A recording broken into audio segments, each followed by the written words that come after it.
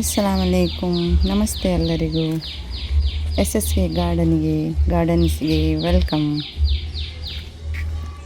ನಾನು ನಿಮ್ಮ ಜೊತೆ ಬಂದಿದ್ದೇನೆ ಒಂದು ಮಲ್ಲಿಗೆ ಗಿಡದ ಪರಿಚಯ ಮಾಡಲಿಕ್ಕೋಸ್ಕರ. ನೋಡಿ, ಇಲ್ಲಿ ನನ್ನ ಮಲ್ಲಿಗೆದೊಂದು ಸಣ್ಣ ತೋಟ.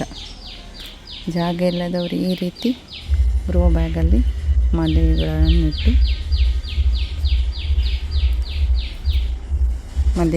ಮಲ್ಲಿಗೆಯನ್ನು ಮಾಡ್ಬೋದು.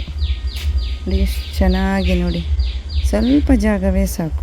ಜಾಗ ಇಲ್ಲದವರು ಈ ರೀತಿ ಗ್ರೋ ಬ್ಯಾಗಲ್ಲಿ ಗಿಡಗಳನ್ನು ನೆಡ್ಬೋದು. ನಾನು ಕೂಡ ಅದೇ ಥರ ನನ್ನದೊಂದು ಇಂಟೆನ್ಷನ್ ಇತ್ತು. ಯೂಟ್ಯೂಬಲ್ಲಿ ಯಾವಾಗಲೂ ನೋಡ್ತಾ ಇದ್ದೆ ನಾನು, ಒಂದು ಮಲ್ಲಿಗೆ ಗಿಡ ಮಾಡಬೇಕು ಅವರದ್ದೆಲ್ಲ ನೋಡಿ ಉಂಟು ತುಂಬ ಇನ್ಸ್ಪೈರ್ ಆಗಿದ್ದೆ. ಆಗನೇ ಯೋಚನೆ ಮಾಡಿದ್ದೆ ನಾನು, ಒಂದು 5-6 ವರ್ಷ ಮೊದಲೇ ನಾನೊಂದು ಮಲ್ಲಿಗೆ ಗಿಡ ಮಾಡಬೇಕಂತ ಯೋಚನೆ ಮಾಡಿದ್ದೆ. ಆದರೆ ಟೈಮೇ ಸಾಕಾಗ್ತಾ ಇರಲಿಲ್ಲ. ಈ ಟೈಮ್ ಸಾಕಾಗಲ್ಲ ಅಂತ ಕೂತ್ರೆ ಇನ್ನು ಮಾಡಲಿಕ್ಕಾಗಲ್ಲ ಅಂಥೇಳಿ ನಾನು ಏನು ಮಾಡಿದೆ, ಗ್ರೋ ಬ್ಯಾಗಲ್ಲಿ ಇಟ್ಟು ನೋಡುವ ಅಂಥೇಳಿ ಗ್ರೋ ಬ್ಯಾಗಲ್ಲಿ ಗಿಡಗಳನ್ನು ನೆಟ್ಟು ಈಗ ನಾನು 9 ಮಂತ್ ಆಯಿತು. ಆದರೆ ನಾನು ನೆಟ್ಟದ್ದು ಲಾಸ್ಟ್ ಇಯರ್ ಮಳೆಗಾಲದಲ್ಲಿ ನೆಟ್ಟದ್ದು. ಮಳೆಗಾಲದಲ್ಲಿ ನೆಡಲಿಕ್ಕೆ ಹೋಗಿ ಏನಾಯ್ತು ಅಂತೇಳಿದರೆ ಜಾಸ್ತಿ ಮಳೆ. ನಾನು ಯಾವಾಗ ನೆಟ್ಟೆ ಆಗ ತುಂಬ ಮಳೆ, ತುಂಬ ಅಂತೇಳಿದರೆ ತುಂಬ ಮಳೆಯಿಂದಾಗಿ ನನಗೆ ಆ ಗಿಡಗಳನ್ನು ಸರಿ ಮಾಡಲಿಕ್ಕೆ ಆಗಲೇ ಇಲ್ಲ. ನೀರು ತುಂಬಿ ತುಂಬ ಫಸ್ಟ್ ಟೈಮ್ ಅಲ್ವಾ, ಗೊತ್ತಾಗಲ್ಲ. ಆಮೇಲೆ ಒಂದು 6 ಮಂತ್ ತನಕ ನಾನು ಅದರ ಆರೈಕೆನೇ ಮಾಡ್ತಾ ಹೋದೆ. ಈಗ ಒಂದು 3 ಮಂತಲ್ಲಿ ನನಗೆ ಹೂವು ಆಗಲಿಕ್ಕೆ ಸ್ಟಾರ್ಟ್ ಆಯಿತು. ಒಂದು 3/4 ಚೆಂಡು ಹೂ ಇವತ್ತಾಯಿತು. ನನಗೆ ತುಂಬ ಖುಷಿ ಆಗ್ತಾಯಿದೆ. ಯಾಕಂತೇಳಿದ್ರೆ ಅದರ ಒಂದು ದಿನಚರಿನೇ ಬೇರೆ. ಬೆಳಿಗ್ಗೆ ಎದ್ದು ಮಲಗುವವಳು ನಾನು. ಯಾಕಂತೇಳಿದ್ರೆ ಬೆಳಿಗ್ಗೆ ಎದ್ದು ನಮ್ಮದೊಂದು ಪ್ರೇಯರ್ ಆಗಿ ಆಮೇಲೆ ನಮ್ಮದೆಲ್ಲ ಓದಲಿಕ್ಕಿರುತ್ತೆ, ಅದೆಲ್ಲ ಮಾಡಿ ನಾನು ಮಲಗುವ ಅಭ್ಯಾಸ ನನಗೆ. ಅದನ್ನೊಂದು ಬಿಡಬೇಕಂತೇಳಿ ನಾನು ಈ ಒಂದು ಮಲ್ಲಿಗೆ ಗಿಡಗಳನ್ನು ನೆಟ್ಟು ಈಗೊಂದು ಇದ್ರ ಜೊತೆನೇ ಇರ್ತೇನೆ. ಬೆಳಿಗ್ಗೆ ಎದ್ದು ಪ್ರೇಯರೆಲ್ಲ ಆದ ನಂತರ ನಾನು ಇದ್ರ ಜೊತೆನೇ ಇರುವಂಥದ್ದು. ತುಂಬ ಖುಷಿ ಆಗ್ತದೆ. ಯಾಕಂತೇಳಿದರೆ ನಾವೊಂದು ಸ್ವಂತ ಒಂದು ಗಿಡಗಳನ್ನು ನೆಟ್ಟು ಅವುಗಳಿಂದ ಹೂ ತೆಗೆಯುವಾಗ ಅದಕ್ಕೆ ಕಷ್ಟ ಇಲ್ಲದೆ ಯಾವುದೂ ಆಗಲ್ಲ. ಕೈ ಕೆಸರಾದರೆ ಬಾಯಿ ಮೊಸರು ಅಂತ ಹೇಳ್ತಾರಲ್ಲ, ಅದೇ ಥರನೇ ಕಷ್ಟ ಇದೆ ಅಂತೇಳಿ ಸುಮ್ಮನೆ ಕೂತ್ರೆ ಯಾವುದು ನಮಗೆ ಕೈಗೆ ಬರಲ್ಲ, ಗೊತ್ತಾಯ್ತಾ?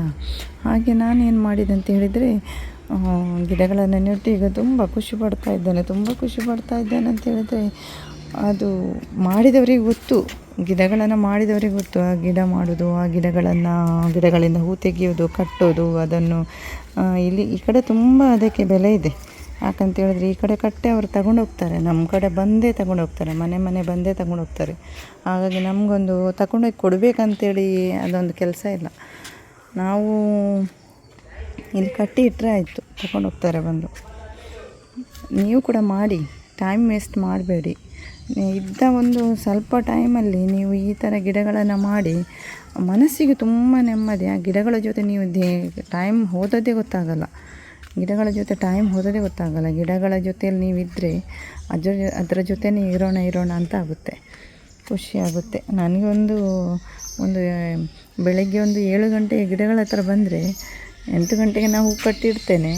ಇಟ್ಟ ನಂತರ ನಾನು ಸ್ವಲ್ಪ ಹೂಗಳ ಜೊತೆಯೇ ಇರ್ತೇನೆ, ಹೂವಿನ ಜೊತೆನೇ ಇರ್ತೇನೆ. ಅದ್ರ ಜೊತೆ ಬೇರೆ ಗಿಡಗಳನ್ನು ಕೂಡ ಮಾಡಿದ್ದೇನೆ ನೋಡಿ. ಮಲ್ಲಿಗೆ ಗಿಡದ ಜೊತೆ ಬೇರೆ ಗಿಡಗಳನ್ನು ಕೂಡ ಮಾಡಿದ್ದೇನೆ. ತುಂಬ ಖುಷಿ ಆಗ್ತದೆ. ಮಲ್ಲಿಗೆ ಗಿಡದ ಪರಿಚಯ ಮಾಡಲಿಕ್ಕಂತ ಬಂದವಳು ಎಲ್ಲ ಹೂ ನೋಡಿ ನಂದು ತುಂಬ ಖುಷಿ ಆಗ್ತಾ ಉಂಟು ನನಗೆ. ಒಂಥರ ಏನಂತ ಹೇಳಿದರೆ ಹೂವಿದ್ದೆ ಹುಚ್ಚ ಅಂತ ಹೇಳ್ತಾರಲ್ಲ, ಆ ಥರ ಖುಷಿ ಆಗುತ್ತೆ. ನೀವು ಕೂಡ ಮಾಡಿ ಗೈಸ್.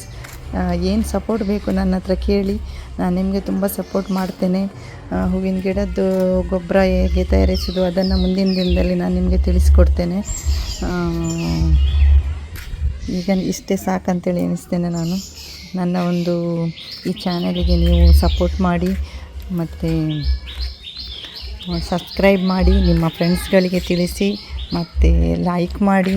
ಹಾಗೆಯೇ ಆಲ್ ಅಂತೇಳಿ ಬೆಲ್ ಬಟನ್ ಇದೆ, ಅದನ್ನು ಪ್ರೆಸ್ ಮಾಡಿ ಅಂತ ಹೇಳ್ತಾ ಇವತ್ತಿನ ವ್ಲಾಗನ್ನು ನಾನು ಮುಗಿಸ್ತಾ ಇದ್ದೇನೆ. Thank you so much.